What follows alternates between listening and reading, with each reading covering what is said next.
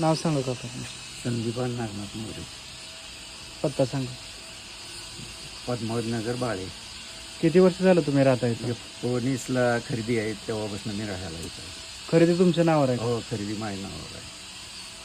आता महानगरपालिकेचं पत्र काय म्हणाले? ती काढा म्हणून त्याला बी आम्ही उत्तर दिलेलं आहे. काय सगळं लाईट बिल आहे, घरपट्टी भरलेली आहे. लाईट बिल इथल्याच पत्त्यावर आहे ना? हा, इथल्याच पट्ट्यावर पण आहे. हा, नळ आहे कनेक्शन.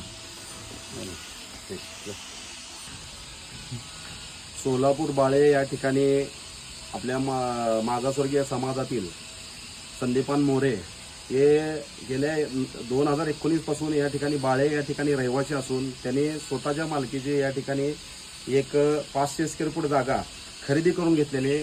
खरेदी दस्त आहे त्यांच्याकडे. त्या ठिकाणी उतारा आहे, त्यांच्या नावावर उतारा आहे, नळ आहे, लाईट बिल आहे व सोलापूर महानगरपालिकेच्या या ठिकाणी करसुद्धा ते भरतात.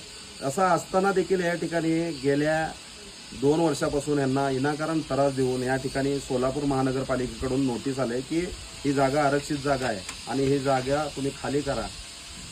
मला या माध्यमातून सोलापूर महानगरपालिका आयुक्त साहेबाला या ठिकाणी मला विचारायचं आहे, तुम्ही कारवाई फक्त गोरगरीब लोकांवर करता आणि कारवाई करा, पण इथं बेकायदेशीर काय असेल तर कारवाई करा. कायदेशीर असताना सर्व काही गोष्टी असताना या ठिकाणी विनाकारण जाणून बुजून गोरगरीब लोकांना त्रास देण्याचं काम या ठिकाणी अतिक्रमण विभाग सोलापूर महानगरपालिकेकडून आहे.